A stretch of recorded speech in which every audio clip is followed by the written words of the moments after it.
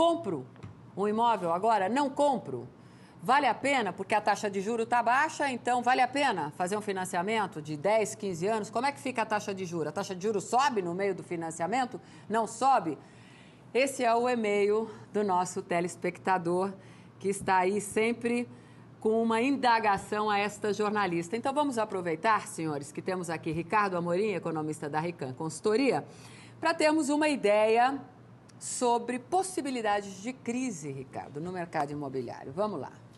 Bom, eu tinha essa mesma preocupação e resolvi estudar esse tema profundamente. O que eu estou chamando de profundamente foi o seguinte: eu peguei todas as bolhas imobiliárias que eu consegui encontrar que estouraram no mundo de 1900 para cá e fui ver o que elas tinham em comum. Primeira coisa que eu fiz foi separar dois tipos de bolhas imobiliárias, porque algumas são causadas por razões locais, regionais. Vou dar um exemplo. Teve busca de ouro no meio oeste americano, foi um monte de gente para lá, bolha imobiliária.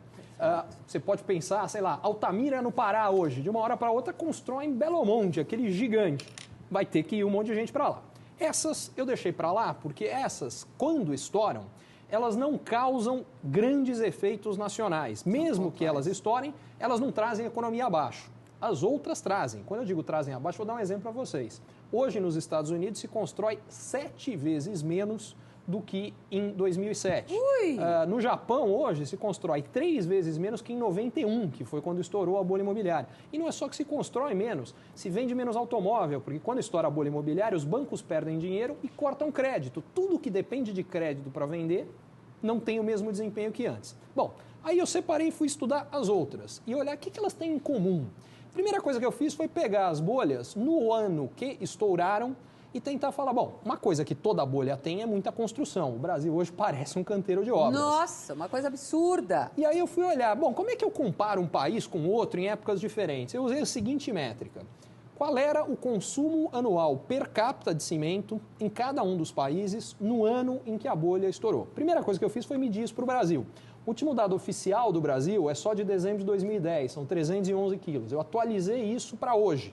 Pelas minhas contas, dão 350, mais ou menos, hoje. Bom, aí eu fui olhar e no ano que estouraram, como é que era? De 1900 para cá, a bolha que estourou com um nível mais baixo eram 400 quilos. Se a gente for pegar as mais recentes, em 2007, nos Estados Unidos eram 450 quilos, mas foi a mais baixa que estourou em 2007. Na Espanha eram 1.200 quilos. Na Coreia, em 97, eram 1.600 quilos. Na China, hoje, são 1.600 quilos e ainda não estourou bolha nenhuma, vai subir mais antes de estourar. Em outras palavras, se a gente for pegar o nível mais baixo que estourou da história, 400, de onde o Brasil está, 2, 3 anos a gente chega lá. Se for pegar o mais alto, 1.600, estamos falando de 2, 3 décadas ou mais. Segunda coisa que eu fui ver é o que permite que gera bolha, que bolhas sejam geradas. É o ar da bolha, é o crédito, é ele que faz com que a gente possa comprar algo que a nossa renda não pode pagar. E aí, o que eu fui ver é, bom, no ano que estourou, qual era o tamanho do crédito em cada um dos países onde as bolhas estouraram? Todos os casos que eu encontrei eram mais de 50% do PIB. No Brasil hoje são 5% do PIB. O que isso aqui me fala é que a gente ainda tem muito espaço para expansão de mercado imobiliário no Brasil. E aí o último ponto foi o que você colocou, mas e os preços, Ricardo, estão tão altos? Falei, será? Deixa eu comparar.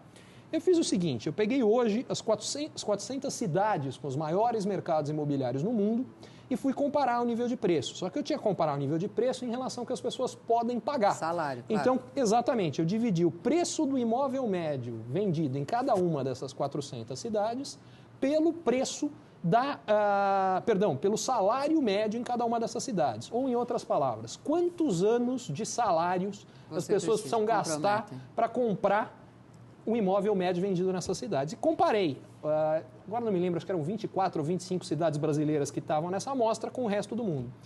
E aí me conta uma coisa, Salete, quantas brasileiras você acha que tem entre as 20 mais caras do mundo hoje? Algum palpite? Uma? Nenhuma. Nenhuma. A mais cara cara do Brasil hoje é Brasília, que, aliás, é a mais cara em termos absolutos e relativos, porque Brasília já tem um nível mais alto de preço de imóvel, mesmo dividindo pela renda da cidade, que é a mais alta de todas essas, que, aliás, é uma ultra boa distorção brasileira. Como é que Brasília é o lugar que tem a renda mais alta do Brasil? Que não faz nada, literalmente. Tem algo esquisito aí, mas muito bem. De qualquer forma, mesmo Brasília não está entre as mais caras. Brasília é 2,5 vezes mais barata que a cidade mais cara do mundo hoje, que é Rabat, no Marrocos. Aliás, todas as mais caras estão em países emergentes. A gente tem a sensação que está tudo muito caro no Brasil, porque quando você compara, você fala, poxa, Miami está muito mais barato que qualquer cidade de costa brasileira. E está. Só que tem o seguinte, Miami está 5 vezes mais barato do que era em 2007. É Miami que está barato, internacionalmente, não nós que estamos caros. O segundo ponto é, entre as 100 mais caras, só tem mais 2 cidades brasileiras. Uma delas é o Rio de Janeiro. Nossa, e a outra é Balneário Camboriú. Todas as outras brasileiras não estão sequer entre as 100 mais caras do mundo.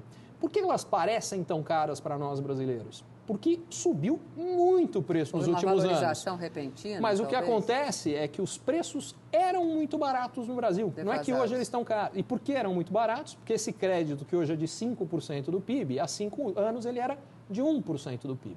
O que isso significa é o seguinte, de uma hora para outra, 5 vezes mais gente pôde comprar imóvel. Se aumenta tanto a procura, os preços tinham que subir. Agora, se ainda 5% é pouco e deve crescer muito mais, o que isso me diz é que o mais provável é que a gente vá continuar a ver altas de preço. Para o Brasil como um todo. Não quer dizer que não haja lugares onde os preços estão excessivos e possa acontecer ajustes. Eles são até saudáveis, é isso que evita que uma bolha estoure mais para frente. Mas olhando para o Brasil como um todo, o mais provável é mais alta de preço, provavelmente não no mesmo ritmo dos últimos anos, num ritmo menor. Porque se eu falei que o crédito vai de 1% para 5%, multiplica por 5 os compradores. Para multiplicar por 5 de novo os compradores, você tem que ir de 5 para 25, coisa que não deve acontecer no mesmo período. Vai ser mais lento o ritmo de crescimento daqui para frente. Você ficou convencido de que vai haver valorização no mercado imobiliário? Não corremos o risco no curto prazo de bolhas. Estamos muito aquém, de acordo com a análise. Aliás, muito interessante esse estudo que você fez, muito interessante. E aí, está na hora de comprar? Taxa de juro baixinha? Você vai pegar um financiamento aí para compra de um imóvel, 20, 15 anos? O que pode acontecer? Vale a pena? Corremos grandes riscos? Não, o juro não sobe? Está fechado? Segura aí que eu já volto. Agora falando de juros, né?